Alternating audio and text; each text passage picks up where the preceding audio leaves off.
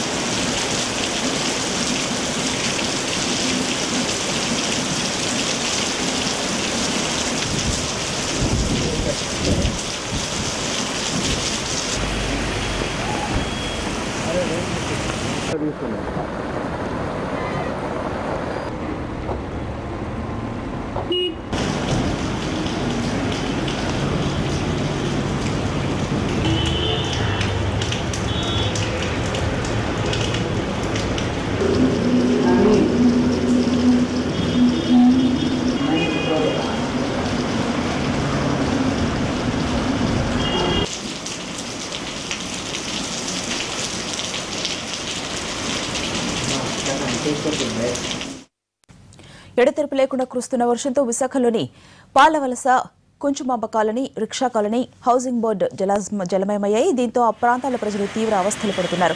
కొత్త గాజువాకలో ఓ మసీదు ప్రహరీ గోడ కూలింది. మరో 48 గంటల పాటు ఇలాగే వర్షం కురుస్తుందని విశాఖలోని తుఫాను హెచ్చరికల కేంద్రం అధికారులు తెలిపారు. విశాఖ ఎయిర్పోర్టులో 14 సెంటీమీటర్ల వర్షపాతం నమోదు కాగా వాల్తేరులో 13, తురిలో 9 సెంటీమీటర్ల వర్షపాతం నమోదైంది.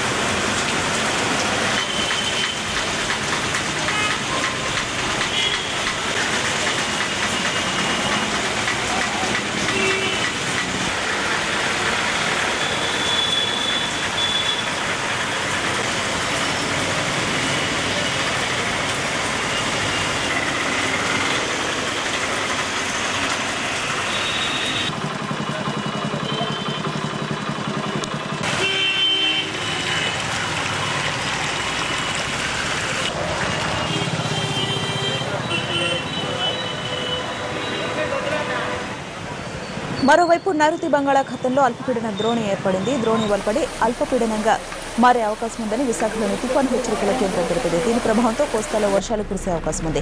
తీరం వెంబడి గంటకు 45 నుంచి 50 కిలోమీటర్ల వేగంతో గాలులు వీచే అవకాశం ఉంది.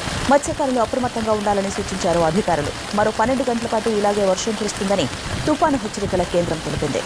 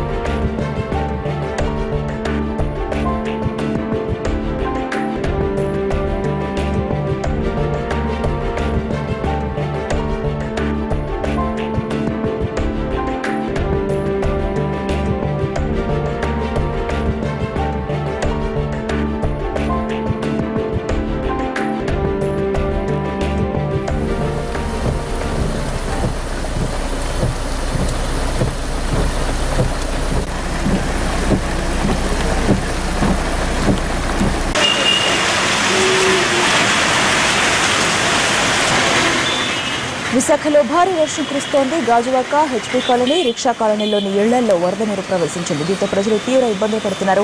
దీనికి సంబంధించిన పూర్తి వివరాలు మా ప్రతినిధి రవిచంద్ర అందిస్తారు. రవిచంద్ర, చెప్పండి, విశాఖలో వర్షాలకు సంబంధించి మీ దగ్గర ఉన్న సమాచారం.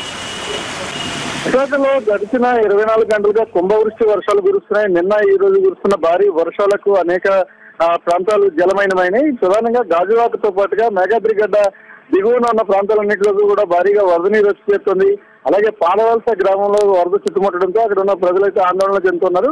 మరోవైపు తీర ప్రాంతంలో ఉన్న మండలాలతో పాటుగా జిల్లాలో ఉన్న యంత్రాంగాన్ని మొత్తాన్ని కలెక్టర్ అప్రమత్తం చేశారు. గడిచిన 24 గంటల్లో 14 సెంటీమీటర్ల అత్యధిక వర్షపాతం విశాఖలో నమోదైంది. ఒకవైపు పశ్చిమ మధ్య బంగాళాఖాతంలో ఏర్పడిన అల్పపీడన ద్రోణి క్రమేపీ బలపడుతుండటం, అలాగే మరో 48 గంటల పాటు భారీ నుంచి అతి భారీ వర్షాలు కురిసే అవకాశం ఉందని వాతావరణ శాఖ హెచ్చరికలు జారీ చేస్తోంది. ప్రస్తుతం ఉన్న సమాచారం ప్రకారం మరో 48 గంటల పాటు ఈ అల్పపీడన ద్రోణి ప్రభావం ఉంటుంది. ఆ ద్రోణి క్రమేపీ అల్పపీడనంగా మారే అవకాశం కూడా ఉంది. ఇప్పటికున్న సమాచారం ప్రకారం అయితే కళింగపట్నం నుంచి మచిలీపట్నం మధ్య విస్తారంగా వర్షాలు కురుస్తున్నాయి. కొన్ని చోట్ల భారీ నుంచి అతి భారీ వర్షాలు కూడా నమోదవుతున్నాయి. Right Chandra, thank you.